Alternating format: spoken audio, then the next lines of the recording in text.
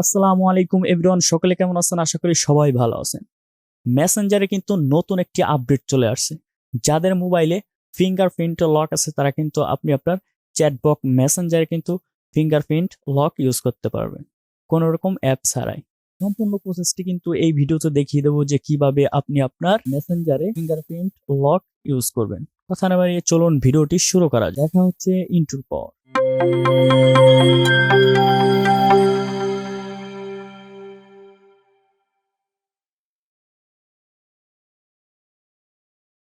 আমাদের যে মোবাইল ফোনে যে মেসেঞ্জারটি ইউজ করি এর উপরে ক্লিক করতে হবে। তারপর এখান থেকে উপরে দেখুন 3 লাইন এই অপশনে একটি টাচ করতে হবে। তারপর এখান থেকে আমাদেরকে সেটিংস এই অপশনে একটি টাচ করতে হবে। তারপর নিচের দিকে এসে প্রাইভেসি অ্যান্ড সেফটি এই অপশনে ক্লিক করতে হবে। তারপর দেখুন অ্যাপ লক এই অপশনে ক্লিক করবেন। তারপর এখান থেকে আপনাকে এই অপশনটি অন করে দিতে হবে। এখানে আপনি ফিঙ্গারপ্রিন্টটি সেট করে দিবেন। এটা আপনি যদি অন করেন আপনার মোবাইলের যে ফিঙ্গারপ্রিন্টটি থাকবে সেটি কিন্তু এখানে অ্যাড হয়ে যাবে। তো এখন হচ্ছে আপনি ফিঙ্গারপ্রিন্টটি দিয়ে দেবেন। তারপর এখানে দেখুন প্রথমে যে অপশনটি আছে আফটার আই লিভ মেসেঞ্জার এই অপশনে ক্লিক করবেন।